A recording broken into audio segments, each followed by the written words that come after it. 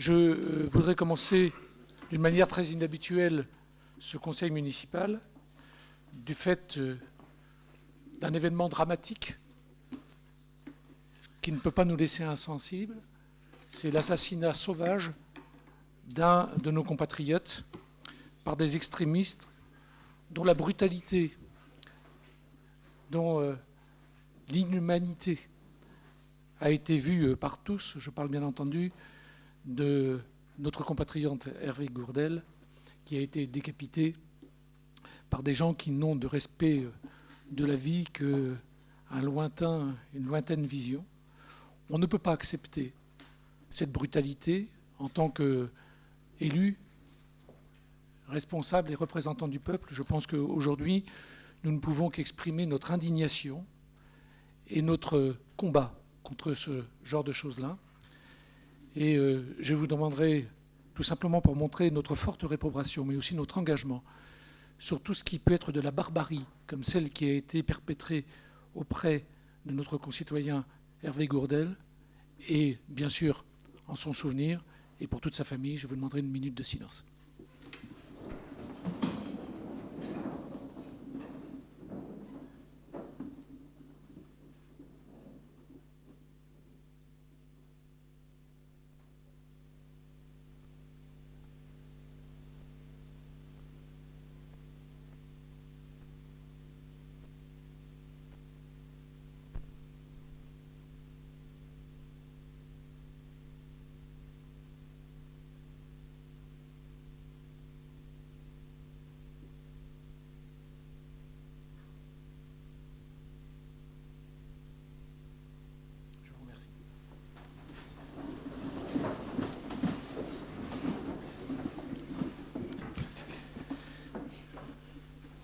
Nous allons commencer par désigner donc un secrétaire de séance, comme est la coutume. Je vous propose, comme d'habitude, notre Benjamin, donc Monsieur Charpentier, si vous en êtes d'accord, et si Monsieur Charpentier accepte cette lourde tâche, je vous remercie.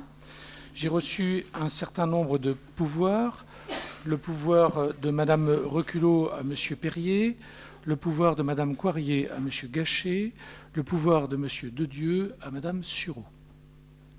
Nous avons approuvé un procès-verbal, celui du conseil municipal du 8 juillet 2014. Y a-t-il des remarques? Non, donc je le considère comme adopté. Et donc, si vous le voulez bien, nous allons pouvoir commencer donc, directement notre conseil municipal avec cette première délibération, donc sur une décision modificative numéro 2 sur le budget principal. Je passe donc, si vous le voulez bien, directement au tableau qui présente donc les différents mouvements. La première chose que l'on peut voir, c'est que nous avons tout simplement affecté les travaux en régie. Ces travaux en régie viennent de deux faits principaux. C'est le logement du cimetière, construction sous abri pour 23 223 €, et puis le plancher Eugène Bossire qui représente 16 000 €, soit un total donc de 39 223 €, donc lequel nous allons pouvoir le remonter donc à la section d'investissement, d'où la ligne de moins 39 329 € que vous avez dans les recettes et qui se remontait en dépenses et en recettes donc dans la section d'investissement. C'est bien entendu une écriture qui est une écriture habituelle. Et puis nous avons en regard de cela 500 € qui sont, vous le voyez, une réaffectation, donc tant en dépenses qu'en recettes, et ça pour le fonctionnement, donc qui, par l'investissement, excusez-moi, et donc qui est tout simplement une modification donc de compte à la demande donc de la trésorerie générale. Voilà. Nous avons ensuite une créance pour avance en garantie d'emprunt de Vendée Expansion. Nous avons été appelés en garantie d'emprunt sur l'opération du lotissement Moy. Il s'est avéré que, en fait, Vendée Expansion a la possibilité de le payer puisqu'il était en excédent. Donc nous relançons auprès de Vendée Expansion une créance, tout simplement pour qu'il rembourse cette avance, en fait, en quelque sorte, que nous avons fait auprès de la banque, sachant pour la petite histoire que, en fait, le paiement de cette créance est arrivé tardivement à la banque qui nous appelait en garantie avant même d'avoir attendu donc le paiement de la part de Vendée Expansion, et au lieu de nous rembourser, nous, à rembourser Vendée Expansion. D'où le fait que nous leur réclamons aujourd'hui. Donc vous voyez tout simplement un retard de paiement de la part de Vendée Expansion et une manœuvre malheureuse de la part de la banque vis-à-vis de la ville de Luçon. Donc nous régularisons cette écriture. Voilà, avez-vous sur ces écritures des questions? À quoi concerne le logement, là, la construction sous abri? Alors c'est tout simplement...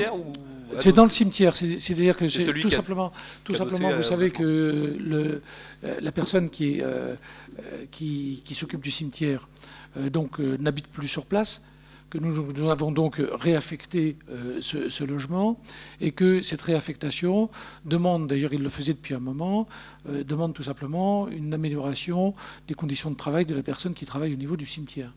Donc c'est cette réhabilitation, puisque nous avons en fait une pièce qui est transformée en bureau, et puis une annexe qui est à côté, qui est améliorée, c'est-à-dire là où ils rangent les outils, etc., donc, qui est refaite. C'est tout simplement une amélioration en fait du bâtiment là-bas.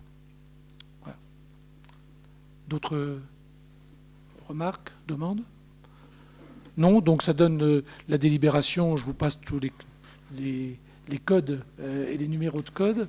Vu la délibération du conseil municipal en date du 28 avril 2014 relative au vote budget primitif, vu la délibération du conseil municipal du 8 juillet 2014 relative au vote de la décision modificative numéro 1, considérant la possibilité de modifier le budget de la commune jusqu'à la fin de l'exercice auquel il s'applique, ce qui est le cas, concernant la nécessité de procéder aux modifications de crédit pour faire face dans de bonnes conditions aux opérations financières et comptables nécessaires à l'activité de la commune, vu l'avis favorable de la commission des finances du 16 septembre 2014, ayant entendu l'exposé de son rapporteur, le conseil municipal, après en avoir délibéré, approuve, si vous le voulez bien, les présentes modifications, décision modificative numéro 2 du budget principal, donc celle que je viens de vous exposer. Y a-t-il des gens qui sont contre, qui s'abstiennent, qui est pour? Donc 22 pour, 6 abstentions. Je vous en remercie. Et donc, on va passer à la deuxième délibération. Subvention pour la restauration des façades. La parole est à Monsieur Gachet.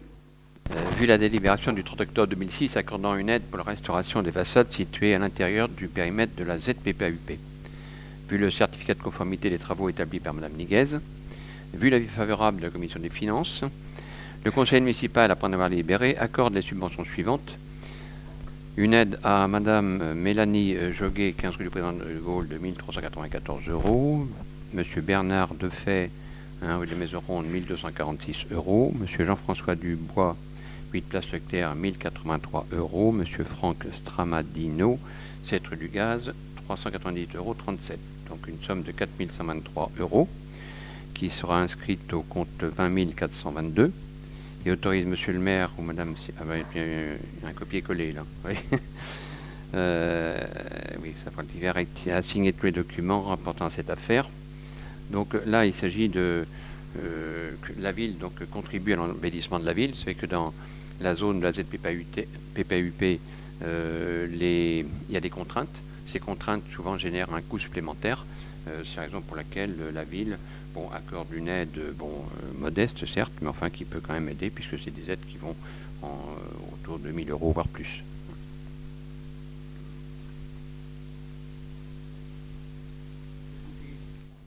Avez-vous des questions ou des remarques?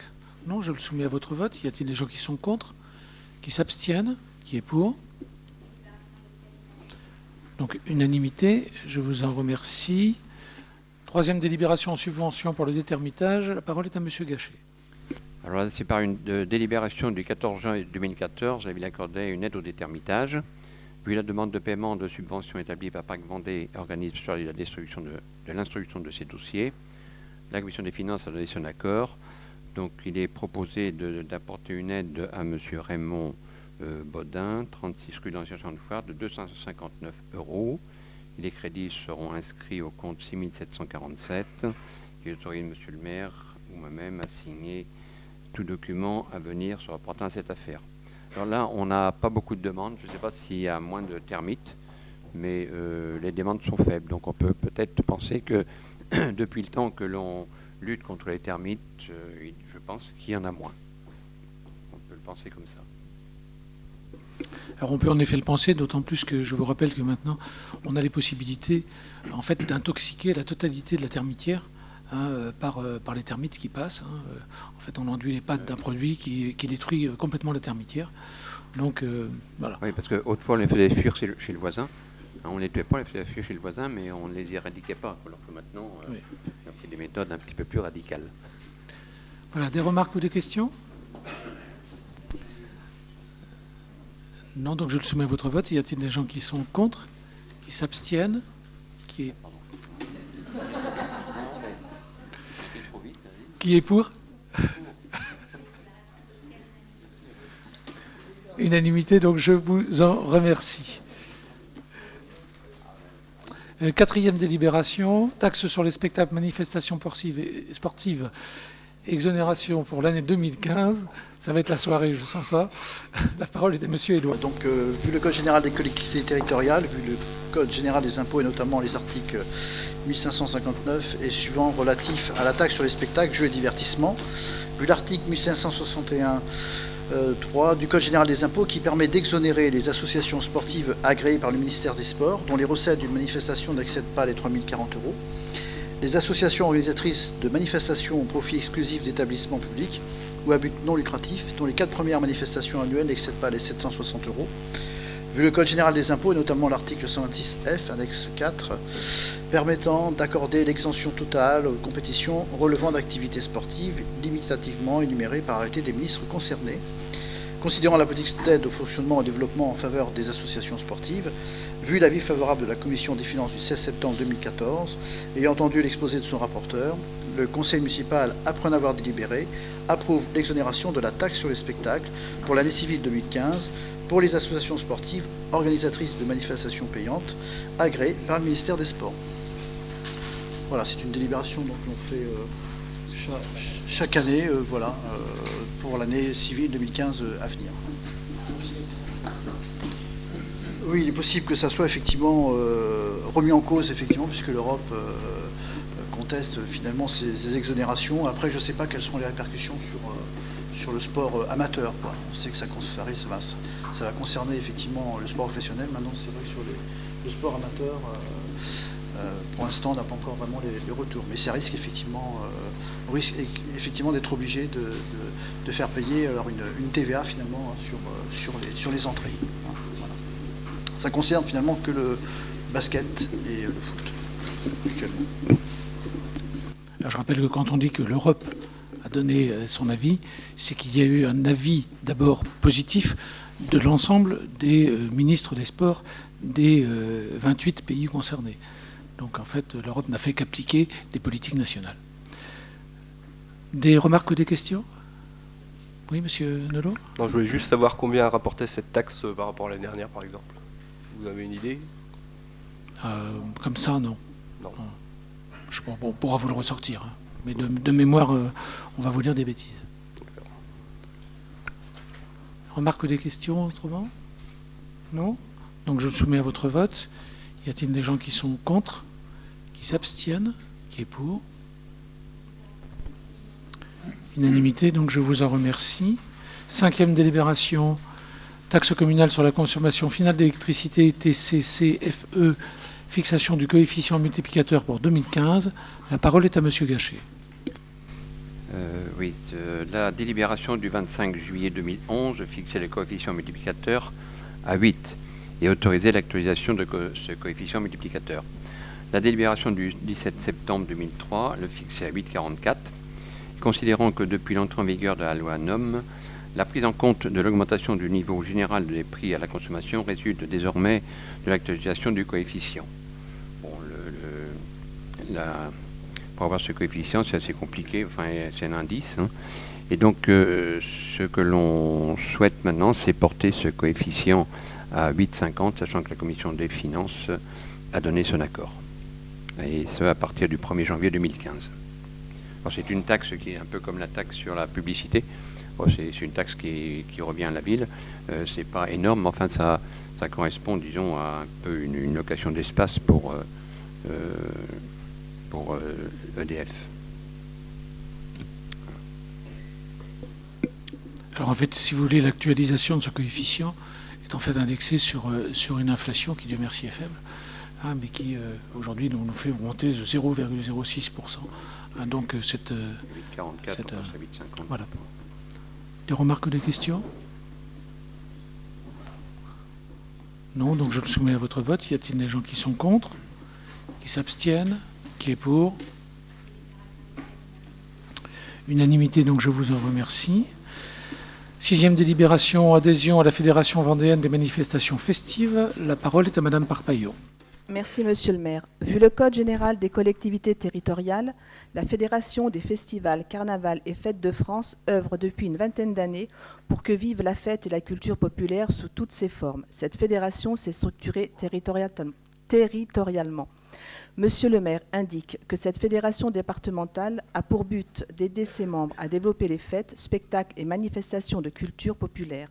Ses objectifs spécifiques sont notamment d'aider ses membres à organiser, sécuriser et développer les fêtes, spectacles et manifestations populaires, de former et d'informer les dirigeants bénévoles, de défendre les intérêts collectifs des associations adhérentes et de le représenter éventuellement auprès des pouvoirs publics, de négocier et proposer tout contrat de service ou de prestation au bénéfice de ses adhérents.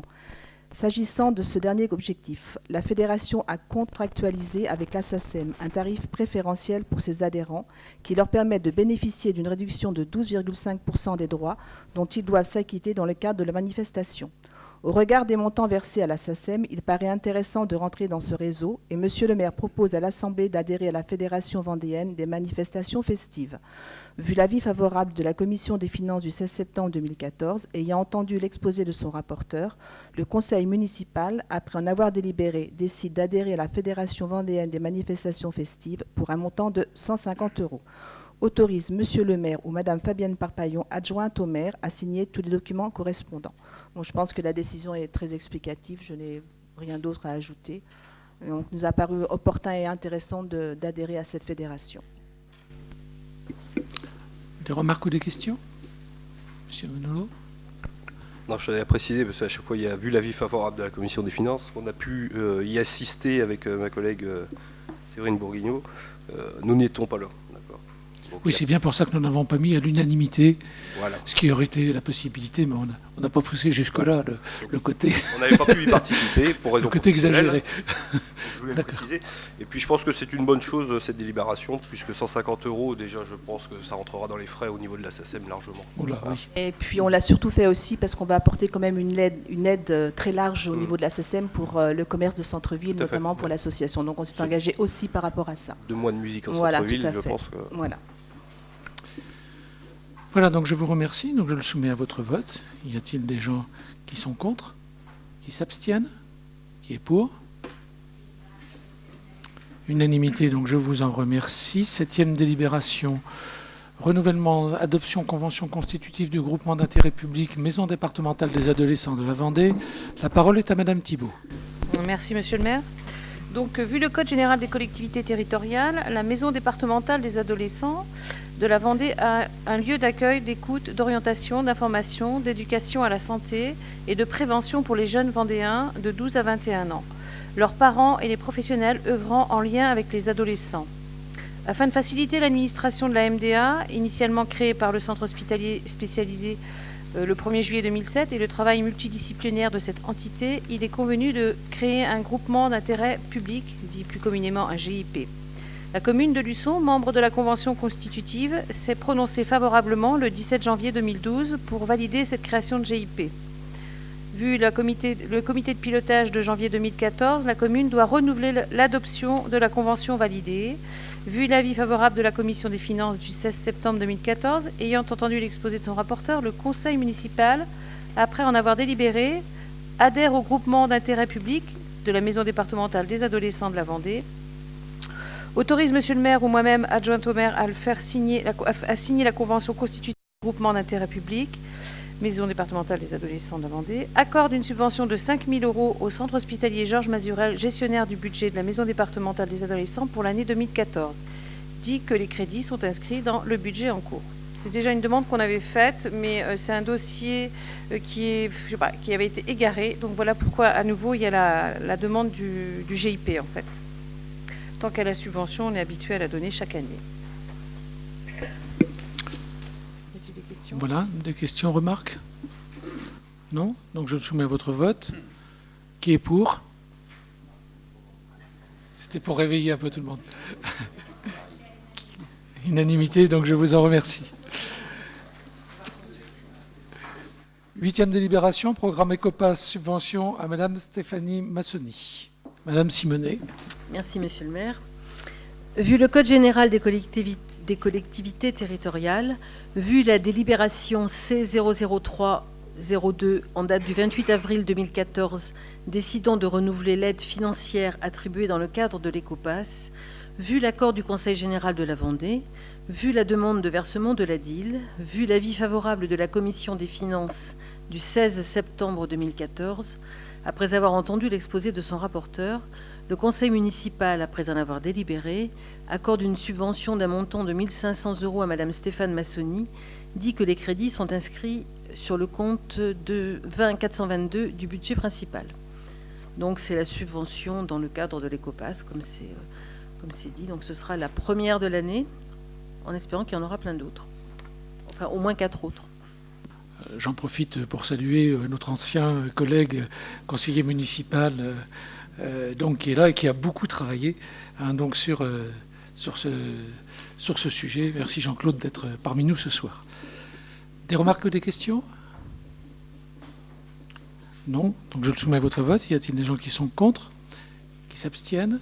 Qui est pour? À l'unanimité, donc je vous en remercie. 9e délibération, programme Habiter mieux, subvention à Monsieur Julien Piton. La parole est à Madame Simonet. Merci, Monsieur le maire. Vu la délibération B4107 en date du 27 septembre 2011, approuvant une aide de 250 € pour les propriétaires désirant réaliser des travaux d'entretien d'économie d'énergie dans leur logement, considérant la possibilité pour Monsieur Julien Piton de bénéficier de cette aide, vu l'avis de la Commission des finances du 16 septembre 2014, après avoir entendu l'exposé de son rapporteur, le Conseil municipal, après en avoir délibéré, accorde une subvention d'un montant de 250 € à Monsieur Julien Piton, 15 avenue Émile Bossire à Luçon, sous réserve de la conformité des travaux avec le projet validé par l'ANA, dit que les crédits sont inscrits sur le compte 20 422 du budget principal. Et bien évidemment, à partir du moment où on accorde la subvention, on a eu la demande de l'ANA, enfin on a eu la conformité. Je le soumets à votre vote. Qui est pour? Unanimité, donc je vous en remercie. 10e délibération, Vendée Habitat, garantie de prêt, reprise en sous-œuvre, drainage FAH La Cabanière à Luçon. La parole est à Madame Simonet. Alors je ne vous la lirai pas en entier, c'est juste un appel en garantie de la ville, comme Vendée Habitat a l'habitude de le faire. Alors habituellement c'est pour du neuf, là ce sont pour des travaux de réhabilitation. Donc le prêt, vous avez vu la convention qui était jointe, donc le prêt est sur 15 ans et la garantie de la ville, enfin demandée à la ville, c'est à hauteur de 30%. Donc sur la totalité sur les 15 ans, la totalité de la durée. Donc article 1, la ville de Luçon accorde sa garantie à hauteur de 30% pour le remboursement d'un prêt d'un montant total de 60 337 € souscrit par l'emprunteur auprès de la Caisse des dépôts et consignations selon les caractéristiques financières et aux charges et conditions du contrat de prêt numéro 13604 constitué d'une ligne de prêt. Le dit contrat est joint en annexe et fait partie intégrante de la délibération. Article 2, la garantie est apportée aux conditions suivantes. La garantie est accordée pour la durée totale du prêt et jusqu'au complet remboursement de celui-ci et porte sur l'ensemble des sommes contractuellement dues par l'emprunteur dont il ne serait pas acquitté à la date d'exigibilité. Sur notification de l'impayé par lettre simple de la Caisse des dépôts et consignations, la collectivité s'engage, dans les meilleurs délais, à se substituer à l'emprunteur pour son paiement, en renonçant au bénéfice de discussion et sans jamais opposer le défaut de ressources nécessaires à ce règlement. Article 3. Le conseil municipal s'engage pendant toute la durée du prêt à libérer, en cas de besoin, des ressources suffisantes pour couvrir les charges de prêt. Et article 4. Le conseil municipal autorise monsieur le maire à signer la convention entre la ville de Luçon et Vendée Habitat garantissant ce prêt. Et vous avez la convention donc en annexe 2. Sans risque, bien évidemment, avec Vendée Habitat. Avez-vous des remarques ou des questions, Monsieur Nolot? Oui, à quoi correspond donc la reprise en sous-œuvre et le drainage? Il y a un problème de terrain là-bas? Non? Je ne comprends pas trop la signification. Alors là, très honnêtement, je vais vous dire, je n'ai pas été chercher. On pourra leur demander, hein, parce que je pense qu'il doit y avoir des infiltrations, sans doute, puisqu'ils nous le demandent. Il doit y avoir des infiltrations. Et la cabanière appartenait déjà à Vendée Habitat ou c'est Vendée Habitat qui récupère la cabanière? Déjà.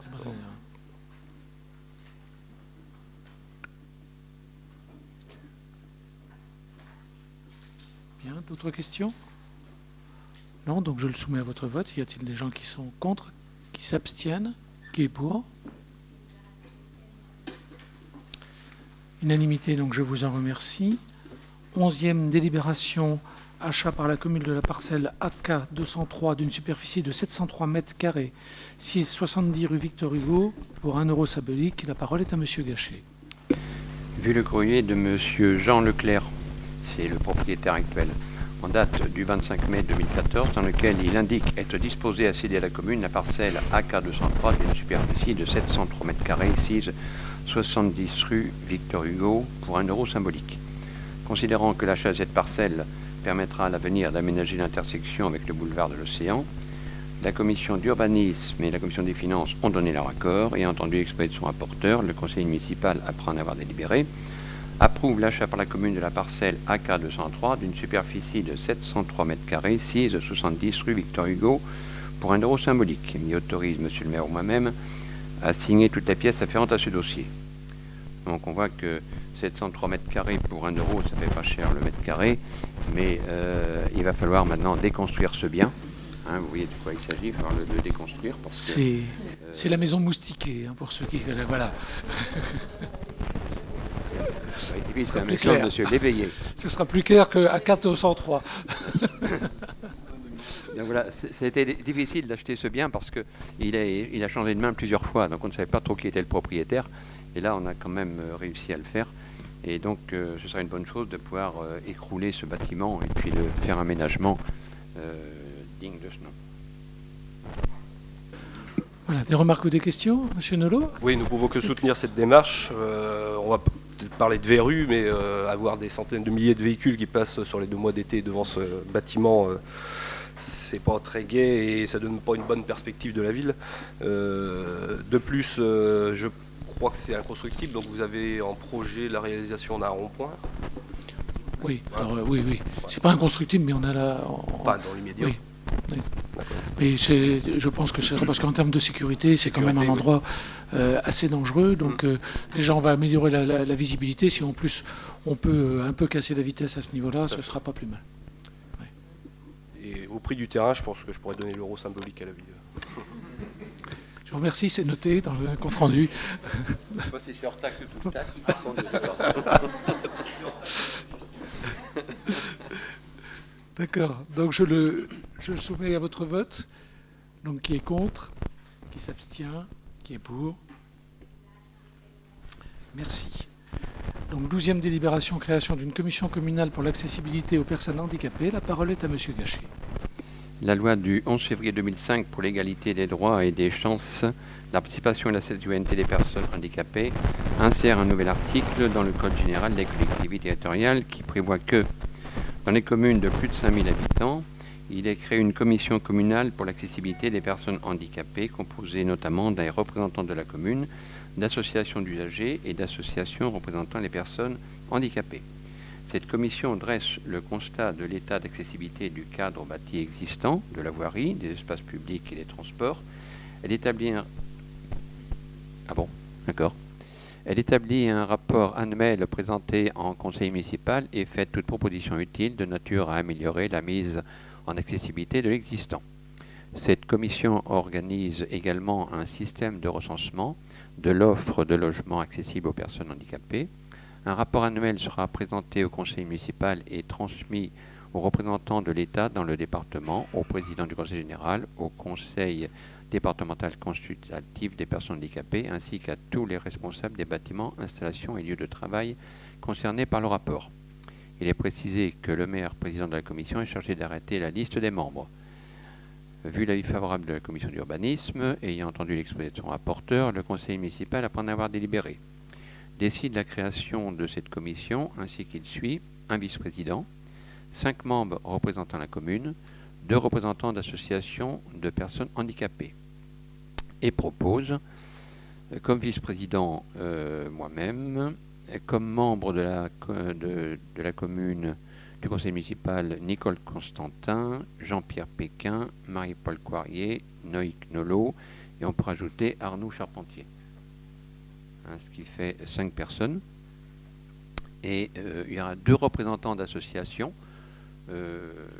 Là, il faut que l'on contacte les associations. À partir du moment que cette délibération sera validée, nous allons contacter des associations de personnes à mobilité réduite pour les associer à nos travaux.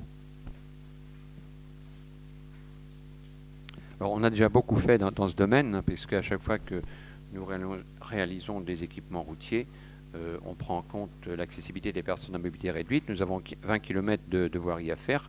Il y en a déjà un certain nombre de faits.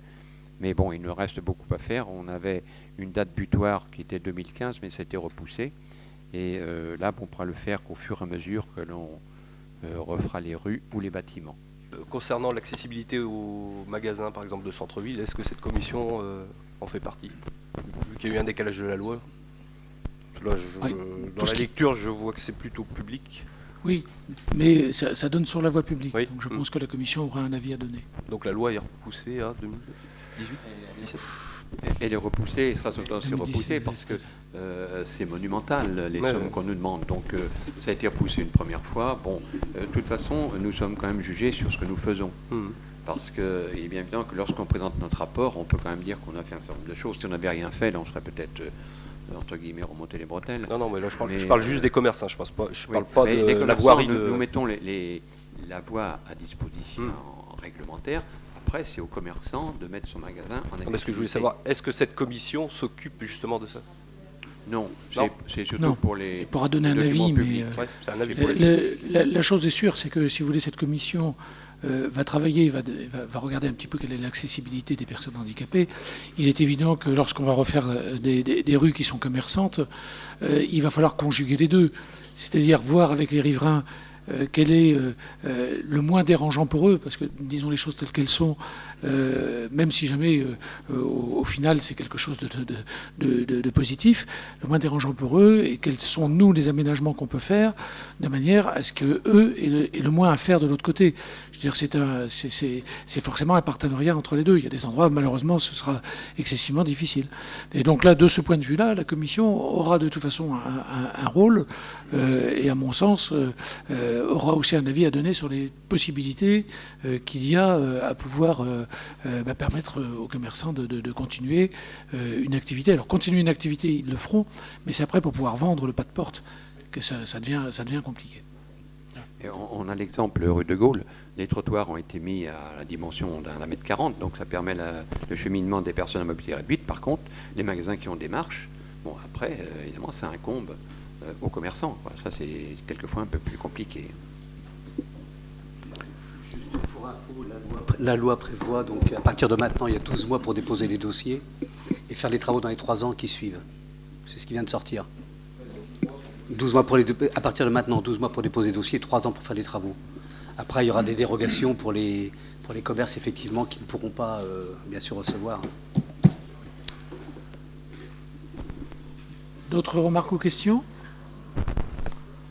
Donc, je le soumets à votre vote. Y a-t-il des gens qui sont contre? Qui s'abstiennent? Qui est pour? À l'unanimité, donc je vous en remercie. Nous arrivons à la 13e délibération, emprunt auprès de la Caisse française Est-ce que de je peux faire une petite financement... parenthèse, monsieur Berry? Excusez-moi. Lors de la commission urbanisme, on nous avait présenté le rapport sur le prix et la qualité de l'eau. Et je vois qu'elle n'y figure pas. Oui, ça passera au prochain conseil municipal parce qu'il nous manquait des éléments. Il n'était pas complet, donc on n'allait pas en présenter que la moitié. Donc on aura ça, oui, la prochaine fois. Voilà, auprès de la Caisse locale de financement local, alors je vous explique un petit peu quel est ce qui nous est proposé. Donc la Caisse de financement local est en fait la reprise de Dexia par l'État. Donc ils ont pour rôle de prêter aux collectivités, mais en même temps de proposer des déstructurations par rapport à ce qu'ils ont proposé il y a quelques années. On avait un emprunt que vous voyez là, pour lequel il y a un capital restendu de 3 872 000 euros, qui lui est donc sur une forme structurée. Cet emprunt nous a rapporté pas mal d'argent par rapport au taux nominal initial, donc qu'on aurait dû avoir. Je vais y revenir. Donc, si vous voulez, au moment où on a contracté donc cet emprunt, on avait un taux qui était aux alentours donc de 4,5%, donc en taux nominal. Aujourd'hui, la Banque de financement local nous propose donc de reprendre cet emprunt de 3 872 000, de nous le mettre à un taux qui est un taux préférentiel par rapport à celui qu'on aurait eu en taux nominal, puisqu'il est aux alentours de 4,35%. Le top sera donné vendredi prochain, donc en salle de marché. Donc c'est à peu près 4,35%, et alors qu'il aurait dû être à 4,5%. Donc si on avait contracté à l'époque un taux qui était un taux fixe, on aurait déjà été au-dessus du taux qui nous est proposé aujourd'hui. La contrepartie, c'est que sur l'emprunt qu'on va faire cette année, on va avoir le même taux qui va être appliqué, alors qu'aujourd'hui, les taux sont plus bas, sur un montant qui est de 500 000 euros.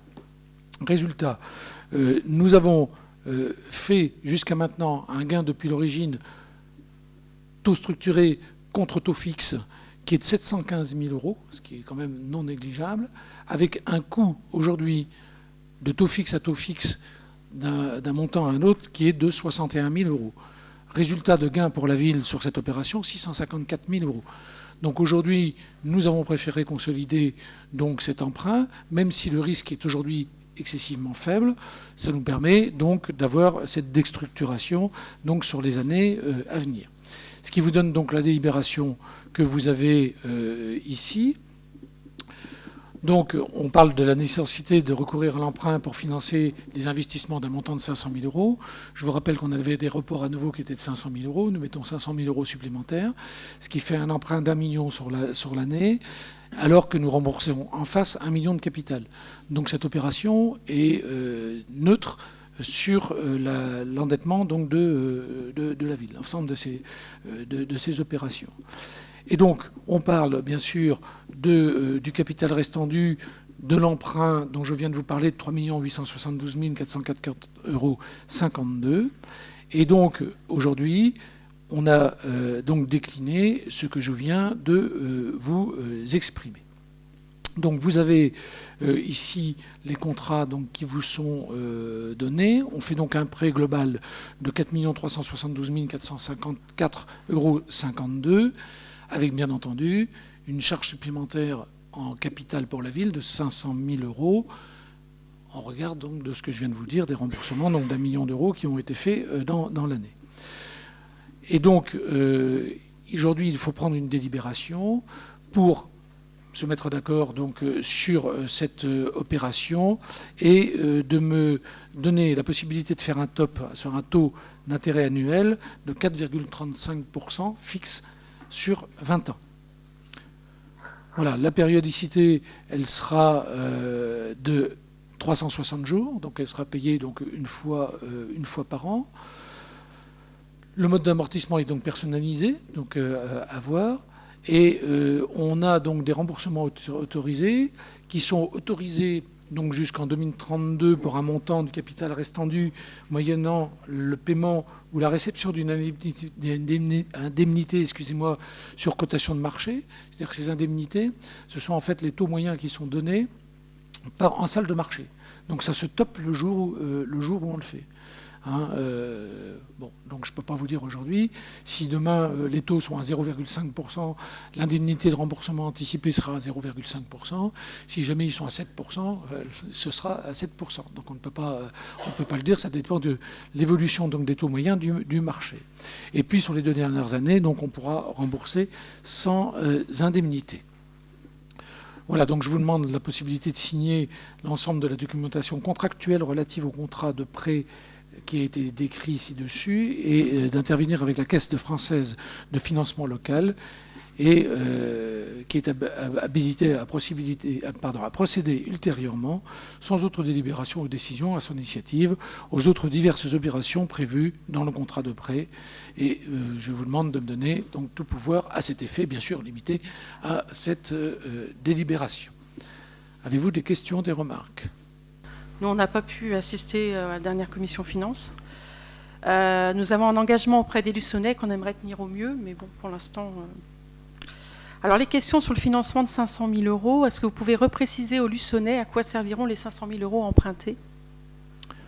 Alors, bien sûr, c'est dans toutes les structures qu'on a fait donc, cette année, donc en particulier sur la voirie, sur le deuxième poste décommé, qui sont les principaux emprunts. Hein. C'est un emprunt globalisé sur différentes opérations. D'accord, donc c'est pour finir les investissements qui avaient été commencés. Complètement. Ce qui a été annoncé dans le débat d'orientation budgétaire et dans le budget primitif. D'accord. Donc vous l'avez un peu expliqué, mais on ne comprenait pas pourquoi vous aviez groupé ces 2 opérations, nouvel emprunt et refinancement.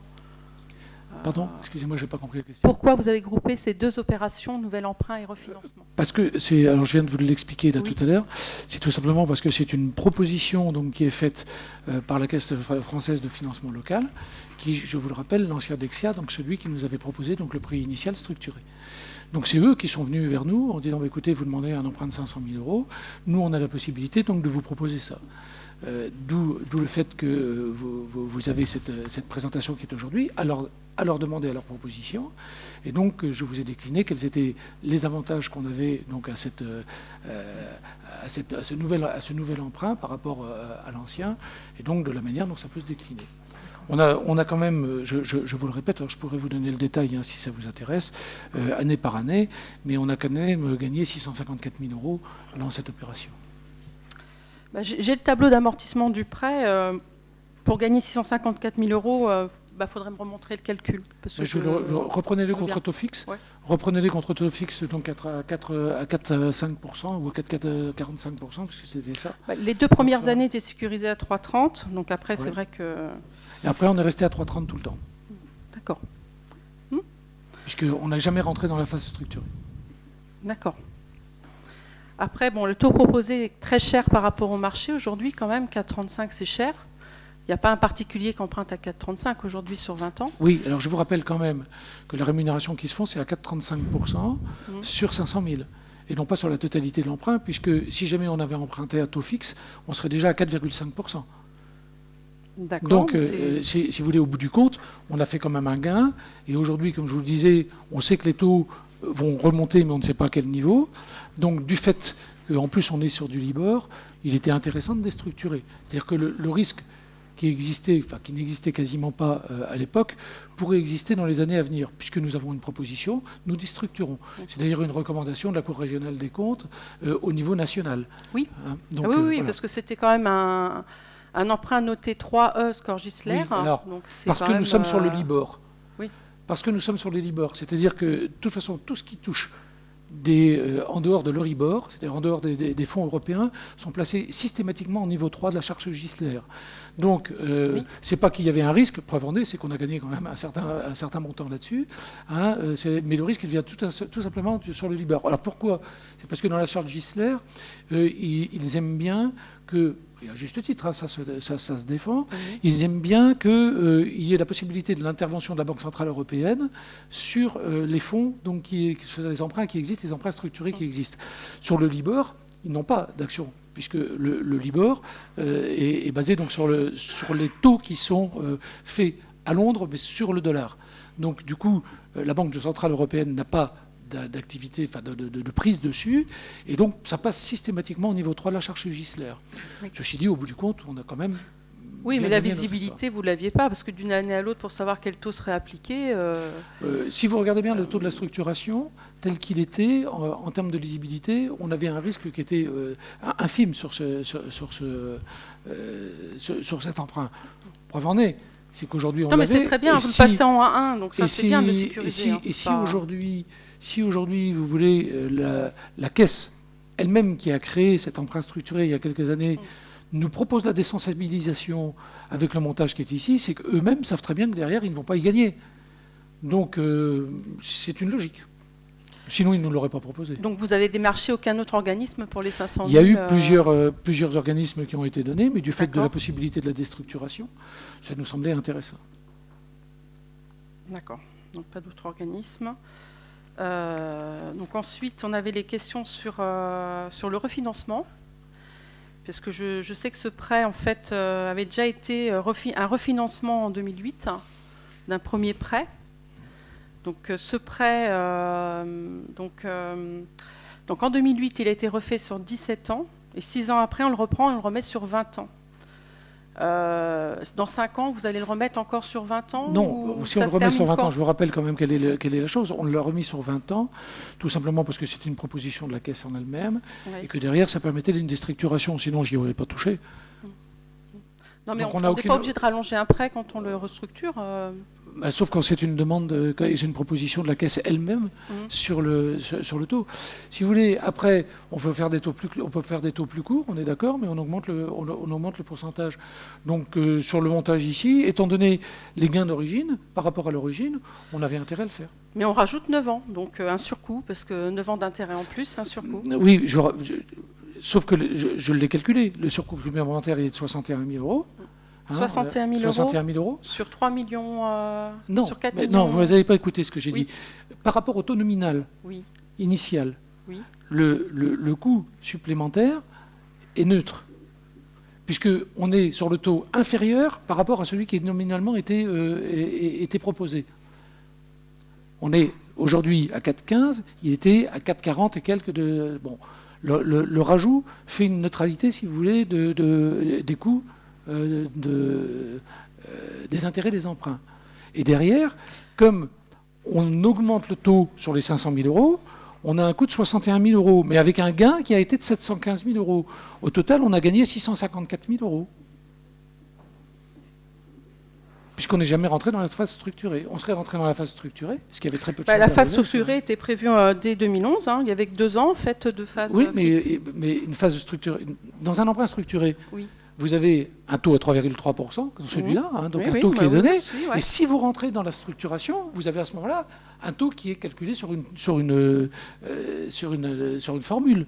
On est bien d'accord. Oui. Donc nous ne sommes jamais rentrés dans la phase structurée. D'accord, donc ils n'ont pas appliqué leur contrat de prêt. Ils ont appliqué le contrat, mais on est resté à 3,3%. D'accord. Donc pourquoi dans ces cas-là le réaménager si vous perdez des sous, enfin si on perd de l'argent? Pourquoi le réaménager si on perd de l'argent alors? Si vous je vous l'ai expliqué. Oui. Non, mais moi... Soyez aimable de m'écouter. Je vous ai expliqué. Aujourd'hui, si je vois un particulier et que je lui dis que je lui demande son taux pour lui faire gagner de l'argent, il ne va pas comprendre. Donc moi, je ne comprends pas. Si vous me dites qu'aujourd'hui, on était à 3,30... C'est dommage que vous vous occupiez de finances si vous ne comprenez pas ça. Mais je veux dire tout simplement qu'aujourd'hui, on a une capacité de déstructuration, sachant que du fait... aujourd'hui de la crise, il n'est pas dit que d'ici 5, 6, 10 ans, on passe sur des phases structurées qui pourraient en effet nous coûter de l'argent. Donc j'ai considéré qu'à ce niveau-là, on avait gagné suffisamment sur ce prêt-là. Et donc, comme le demande au niveau national l'État, on a tout simplement consolider donc ce prêt. Mais au bout du compte, on a réellement gagné de l'argent. Je serais parti, et vous n'aurez pas cette discussion aujourd'hui, sur un taux fixe. Et je n'aurais pas eu d'ailleurs des discussions dans cette enceinte sur les emprunts structurés. Et on aurait perdu, au passage, 654 000 euros. On les a gagnés, tant mieux pour l'illusionner. Mais c'est de la finance, hein. Oui, je vous le reconnais, c'est de la finance. Oui. Et que tout prêt structuré, bien entendu, est une prise de risque. Mais, pardon ? C'est pas un jeu dangereux, c'est un jeu calculé. C'est un jeu dangereux en sachant, je vous rappelle, en sachant qu'il y a eu une manipulation qui est en justice actuellement en Angleterre sur le Libor et l'Euribor. Je vous le rappelle, il y a des banques qui ont été condamnées. oui, non mais, sauf que, monsieur Nolot, je vous rappelle que la manière dont ont été montés nos emprunts structurés, qui aujourd'hui étaient valables, c'est que nous avions une partie qui était sur l'Euribor, une partie sur le Libor et une troisième partie sur le CHF. C'est-à-dire que de toute façon, le jeu des monnaies faisait qu'à un moment ou à un autre, on était, si jamais il y en avait un qui passait dans la structuration, les autres n'étaient pas dans la structuration. Donc le truc était calculé. Et croyez-moi bien, aujourd'hui, on a tiré bien notre épingle du jeu sur ces emprunts structurés. Là où ça a été... Non, mais dans ce cas-là, je vous félicite, parce qu'il y a des villes comme Saint-Étienne et encore plus grandes qui se sont fait avoir.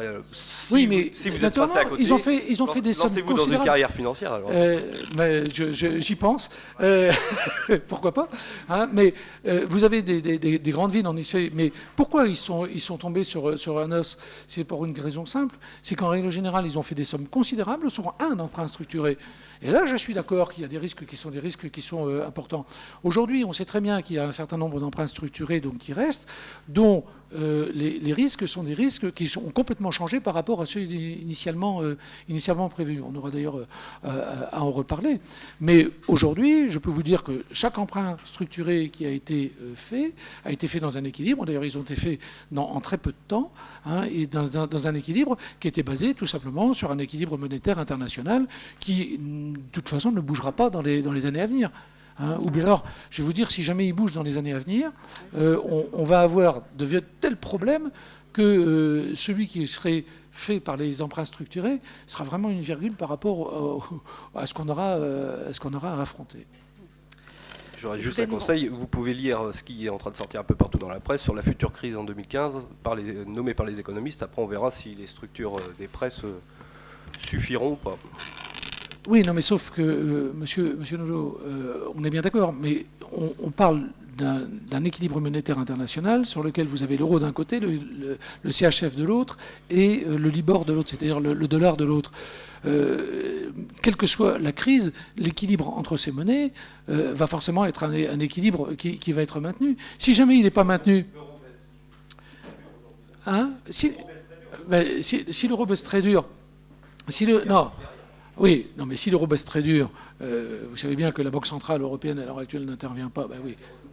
Oui, non, mais elle pourrait intervenir d'une manière donc différente. Hein, par exemple, en remettant des fonds sur le dollar. Donc on sait très bien comment ça fonctionne. Ces équilibres, mais les Américains eux-mêmes n'ont pas intérêt à ce que l'euro baisse trop. Et vous le savez bien, hein, donc, parce que eux, sur leurs exportations, ça leur pose quand même un sérieux problème, en particulier dans le domaine agricole. Donc, ils ne vont pas le faire. Enfin, on va pas faire un débat économique ce soir qui serait assez...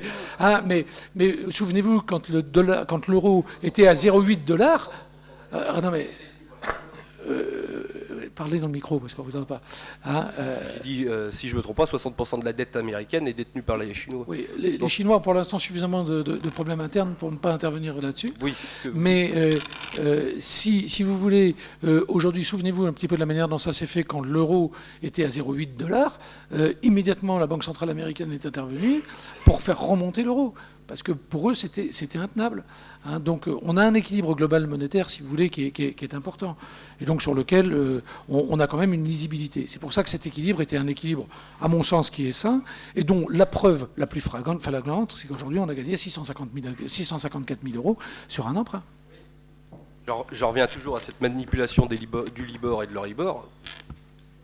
S'il n'y avait pas eu cette manipulation, vous ne seriez pas à ces chiffres-là, aujourd'hui. Les banques ont fait en sorte pour laisser le Ribor et le Libor au minimum possible. Mais c'était normal. Là, attendez, non, c'est pas normal, non. La structuration... Aujourd'hui, les banques sont jugées à Londres. Je ne vois pas où est la normalité là-dessus. Monsieur Nolot, non, ce que vous dites est faux.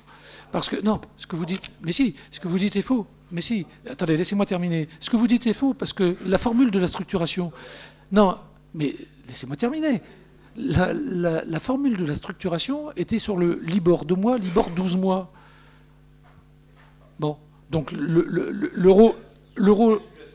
Oui, non, mais l'euro n'intervenait pas à ce niveau-là. Ce que je vous ai dit tout à l'heure, c'est qu'on avait des emprunts structurés qui étaient basés à la fois sur l'équilibre de l'euro, sur l'équilibre du Libor et sur l'équilibre du CHF. C'est-à-dire que si jamais il y en avait un, alors admettons par exemple que le Libor 12 mois devienne inférieur au Libor 2 mois. Ce qui est quand même plus que douteux, hein, quelles que soient les manipulations que l'on peut faire. À ce moment-là, on serait rentré dans la phase structurée. Mais ça veut dire qu'on aurait eu un crash terrible au niveau du dollar. Hein. Bon, ce qui n'est pas le cas aujourd'hui. Mais si jamais il y en avait un qui était rentré en structuration, du coup, vous auriez renforcé l'euro, et le deuxième emprunt qui, lui, était structuré sur l'euro, et sur l'euro CHF, se renforçait. Donc, dans un cas comme un autre, on avait quand même une structuration qui était équilibrée. Voilà. J'ai d'autres questions. Quel est le mode d'amortissement du nouveau prêt ? Linéaire. Est-ce qu'on pourra présenter au conseil municipal le tableau d'amortissement ? Oui, bien sûr. Vous aurez le tableau d'amortissement quand on aura signé le top. Parce que vous savez comment ça se passe. C'est-à-dire que vous me donnez aujourd'hui l'autorisation de faire un top avec un 4,35 maximum. Donc, dès que ce top sera fait, nous recevrons le tableau d'amortissement. Oui, parce que le tableau d'amortissement peut être différent. Les intérêts sont linéaires ou les... Ils sont à l'origine linéaires.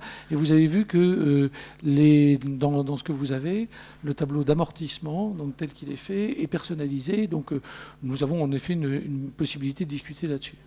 Mais a priori, moi, je le préférerais linéaire.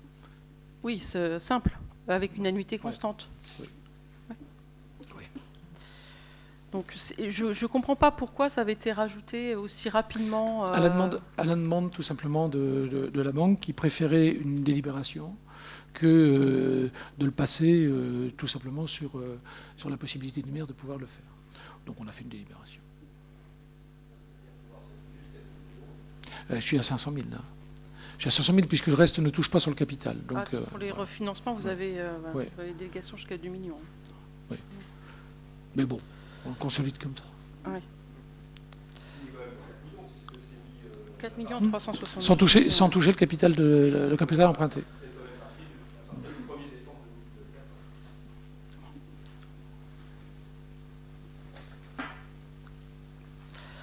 Donc, on peut conclure sur une ouverture plus large sur la dette actuelle. Je voulais voir si les deux autres prêts qui restaient en note... on a 2 autres prêts en encours qui ont des notes aussi Gisler pas très bonnes, des 4, dont un F6. Il était prévu que ceux-là, vous voyez aussi aller... On aura l'occasion de reparler. Oui. Non, parce que ça représente quand même 37,8% de la dette aujourd'hui. Donc ça veut dire qu'il y a plus d'un tiers de la dette luçonnaise où finalement on ne sait pas les intérêts qui sont demandés, appelés. Nous en reparlerons en temps Mais ouais. Moi, je mets au défi quelqu'un de connaître les indices exactement et de recalculer les taux. Non, mais on en reparlera. D'accord. Donc, pour moi, on n'a pas les informations nécessaires pour prendre une décision ce soir. Vous préférez qu'on reste dans le structuré ? Je ne préfère pas qu'on reste dans le structuré. Je préfère qu'on aurait vu ça en commission finance, qu'on aurait pu échanger. Voir s'il y avait d'autres organismes d'appeler pour les 500 000 euros. Moi, un taux à 4,35 aujourd'hui, je ne vois pas qui peut acheter de l'argent à 4,35 aujourd'hui. Mais on l'aurait à 4,5, madame. Arrêtez 4,5, c'est pas 4,5 aujourd'hui l'argent sur le marché. Non, mais au moment du nominal, c'est terrible parce que dans votre verbe, vous êtes en train de dire on a trop d'emprunts structurés. Très bien. Oui. Bon, je suis d'accord de les sécuriser. On déstructure. Sur les 3 872 000 à 4,35, on n'a pas le choix. Est-ce que je peux sur terminer le reste, Est-ce que je peux terminer Donc, on arrive à un taux aujourd'hui qui est proposé, qui est inférieur au taux nominal qui nous aurait été proposé. Ce que je vous disais tout à l'heure, si jamais à l'époque j'avais signé un taux fixe, on aurait un taux supérieur à celui qui existe aujourd'hui. Donc, on raménage un prêt, on réaménage un prêt au taux du marché à l'instant T. On ne raménage pas un prêt au taux du marché il y a 4 ans, il y a 5 ans, il y a 6 ans. Mais attendez, le but du jeu, c'est quand même de gagner de l'argent au bout du compte. Oui, mais je ne vois pas où vous en gagnez aujourd'hui à 4,35 sur 500 000 euros.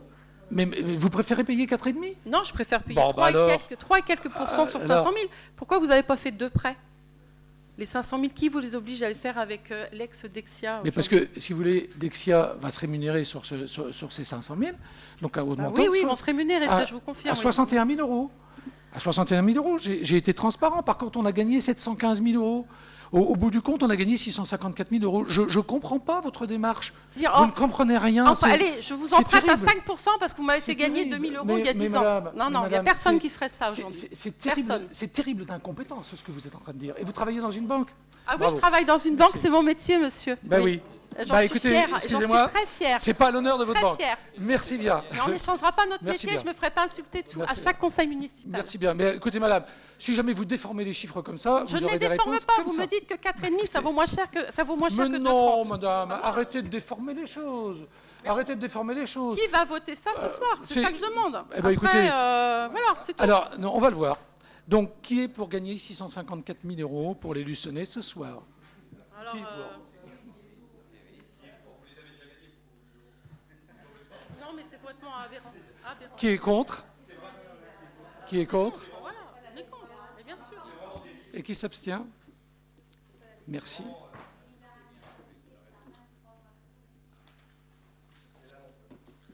Oui. Les Luçonnais ont perdu 61 000 euros ce soir. Les Luçonnais ont gagné 650 000 euros sur cette opération. Après, c'est comme d'habitude, votre manie de déformer les chiffres, nous en reparlerons en temps et en heure. Voilà. Donc, je vous signale, s'il vous plaît, je vous signale que les prochains conseils seront les 14 novembre et 8 décembre. Voilà. Et je ferai attention à ce que les commissions des finances soient plus abordables en temps et en heure pour les personnes qui travaillent. Alors après, moi, les autres commissions, vous voyez, avec les adjoints qui sont... moi, je m'occupe de la commission des finances. Ben, vous dites avec les adjoints dont vous faites partie des commissions, vous allez les voir en disant, moi, j'ai plus de disponibilité à ce moment-là, ce sera mieux.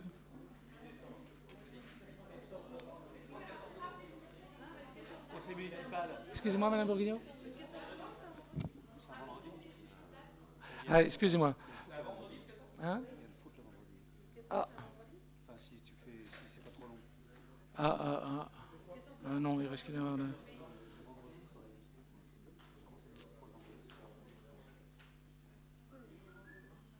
Alors, il semblerait qu'il y ait du foot le vendredi. Ah oui, c'est en novembre.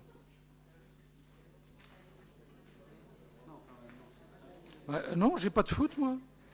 J'ai pas de foot ce jour-là. Non, pas le 14 novembre. C'est oui.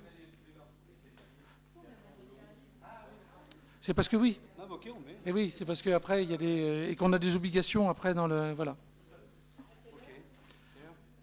Bah, on va le faire à. Attendez, que je regarde quand même. Attends, tout dépend ce que j'ai avant. Excusez-moi.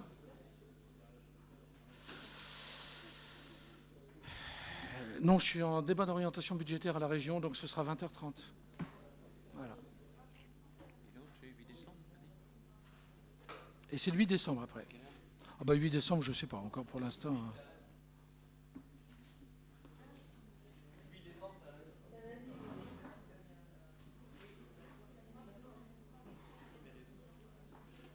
Oui, alors par contre, là, je suis à la région aussi, mais si vous le voulez, on pourra le mettre vers 19h30. Le lundi, oui. Si ça vous va 19h30. Parce que là, je rentre plutôt de la région, donc je peux le faire.